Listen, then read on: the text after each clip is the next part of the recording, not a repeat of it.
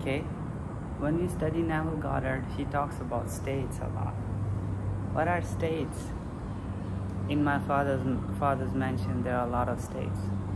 States, you can simply say that they are different parallel realities. There's an enormous house, a mansion you can call the entire universe, and in universe there are infinite rooms. Infinite meaning whatever you want to be in your life, there is a room inside this infinite mansion which you can occupy. Right now, whatever you are being right now, whatever, rich, poor, the beggar man, the rich man, the thief, and Neville says as famously, they're not the same, they are not the different arrangement of consciousness. I mean, they're not different consciousness, but the different arrangement of consciousness. They all have same mind, but their state of being differs from each other. They're occupying a different room in this infinite mansion, or the cosmos, or the universe, and in this infinite mansion they are occupying a different room, a state of being.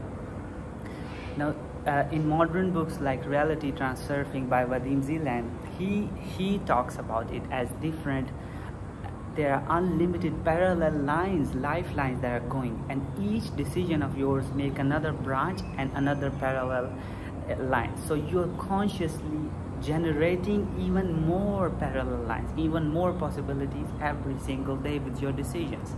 So, but it is much easier to understand with the state analogy by Neville Goddard.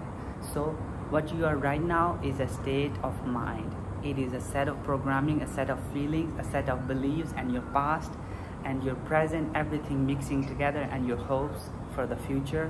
They're mixed together to create you, the personality or the character you are playing right now. But the key point is character.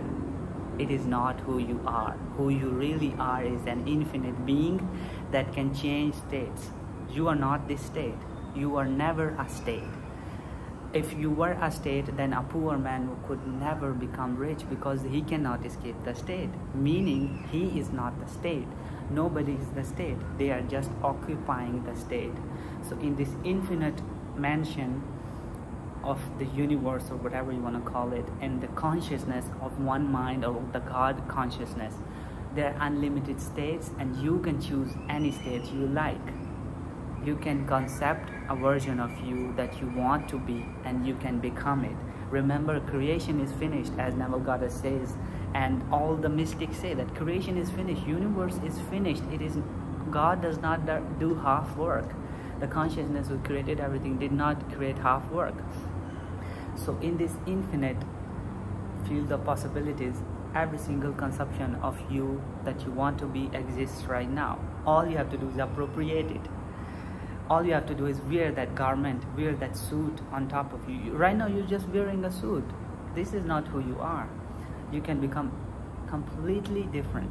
This is why when I read a lot of books and Reddit posts, when people say that when the moment they shift their state of being, they completely change. Meaning that even their thoughts are not the same as the person in the previous state. It is so natural and flawless when they shift the state that they no longer even identify with the previous state. This is why when people do revision, they even forget their past. Yes, it is not about just rewriting the past. People actually forget their past. Revision means, Neville Goddard said, to reimagine your past, the bad memories, and reimagine it and make it as you want to be. When you do it consistently and you really, really vividly imagine it, it almost rewrites that memory and you shift out of that state. So the person who had the bad past you cannot even understand the feelings and emotion of that person. It's like a distant dream of yours, you see. So shifting a state is as simple as defining what you want to be. This is very important, because you have to, you know, there must be a desire within you to be something else than what you're being right now, right?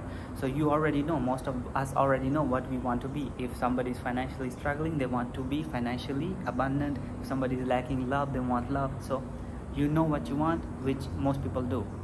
Now concept that version of you in your mind. What does this person look like? Because this person already exists, mind you. This state is already existing. All you have to do is become it. The making of this state, the how of this state, how this person going to find love or money or whatever you want, is not your job. That's the job of the infinite intelligence, because that is already a person who has your desire already exists in the infinite states, of this infinite mansion. So concept the version of you that you want to be, and then assume that you are it right now. Remember, there is no past, there is no future, there is just now. Right now, there is no past. The past is only in my mind. There is no future. I can only concept future in my mind, but there is no future. There is only now. So right now, there is no something. You're not doing this to get something in the future. You are doing this to become that version of you right now. Embody it, feel it, act like it, imagine it. Imagine a state, for example, if you want to be rich, just every single night go to sleep feeling rich, imagining you have that money in your bank account. Make feel it, make it natural to you, feel it as though it is who you are. And this is how you change the state. In the start it feels wonky, you don't feel like you are that person, but if you persistence is your friend. Persist, and eventually you will not even be able to relate to this state that you are being right now. This is how powerful it is. And I have personally done it for few things, and I can legit say that the state of being of my that is right now cannot even identify with the state of being that I left behind.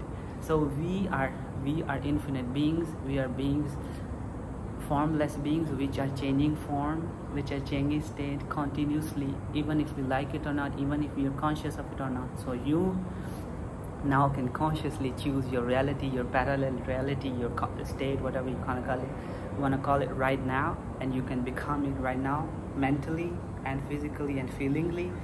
And the rest, how it's gonna come about, is not your job. It's gonna be done for you. The state brings its methods and its ways with it.